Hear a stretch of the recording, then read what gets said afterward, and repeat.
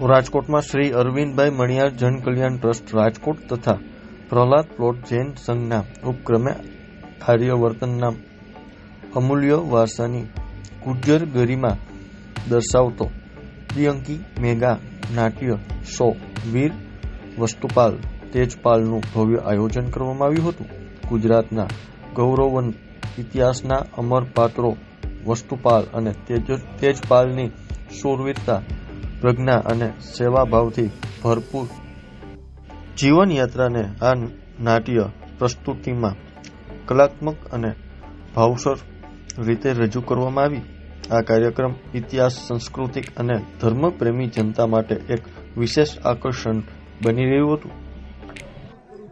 પ્રણામ. જય જીનેન્દ્ર.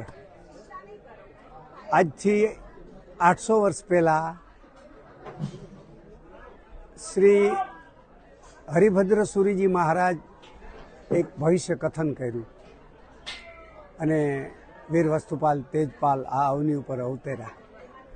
800 વર્ષ બાદ પરમ પૂજ્ય તારકચંદ્ર સાગરજી મહારાજ સાહેબે અમને પ્રેરણા આપી અને મંચ પર વસ્તુપાલ તેજપાલ એને અવતાર ધારણ કર્યો. ખૂબ મજા આવી. આમ તો મને નાટક લખતા 5 થી 6 મહિના થયા છે. 8 થી 10 ગ્રંથનો સપોર્ટ મેં લીધો છે. એનું દોહન કરી મહારાજ સાહેબ સાથે પરામર્શમાં રહી અને આ નાટક લખ્યું. પછી મારી ઉત્સવ એક્ટિંગ એકેડેમીની ટીમ, જેમાં ગૌતમભાઈ દવે મારા અંગત અને જમણા હાથ લેફ્ટ રાઈટ હેન્ડ સમાન છે, એમને સાથે લઈ અને ટીમ ઊભી કરી. આજે 117થી વધારે પાત્રો, જે 60 કલાકારો દ્વારા એને ન્યાય આપવામાં આવ્યો. ખૂબ મજા આવી નાટક કરવાની, કારણ કે ઐતિહાસિક નાટક હોય એટલે આપણને મજા તો આવે જ. એની સંવાદની તાકાત હોય એમાં, અને સાઉન્ડ શો હતો એટલે રેકોર્ડિંગની તાકાત આવી ગઈ. એમાં મ્યુઝિક જે ભરવું હોય એ બધું મ્યુઝિક ભરી શકાય, અને લાઇટ એન્ડ સાઉન્ડ શો આવડી મોટી LED, લોકોએ ખૂબ મોજથી માણ્યું.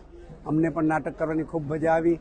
અને આ નાટકની વિશેષતા એ છે કે ભારતભરમાં વીર વસ્તુપાલ તેજપાલ ઉપર કોઈએ નાટ્ય મંચન કર્યું નથી, કે કોઈએ સ્મોલ સ્ક્રીન કે બિગ સ્ક્રીનમાં કામ નથી કર્યું. નાની નાની ઇવેન્ટ બનાવી છે. એની ઘટના અસંખ્ય ઘટના છે. આજે અમારું પ્લે 3 કલાકનું થયું.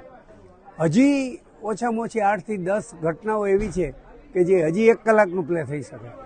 વસ્તુપાલ તેજપાલનું કર્મ એવું અલગ છે આખું, અને તમને સામ દામ દંડ ભેદ નીતિ શીખવે. જેમ કૃષ્ણનું ચરિત હતું એ ટાઈપનું ચરિત આમ આખું તમને મજા આવે.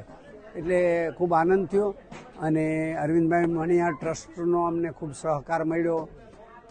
રિહર્સલ માટે જગ્યા ઊભી કરી આપી, આર્થિક જે અનુદાન જોતું હતું એ બધું કરી આપ્યું, અને આવડું મોટો પ્રોજેક્ટ કરવાની પ્રેરણા આપી. એટલે ખાસ તો ગુરુજી પરમ પૂજ્ય પન્યાસ શ્રી તારકચંદ્ર મહારાજ સાહેબનો ખૂબ ખૂબ આભાર, કે જેમની ખરેખર તો એમની વચનામૃતથી જ આ પ્રોજેક્ટ સાર્થક થયો છે એમ કહી શકાય. જય જિનેન્દ્ર.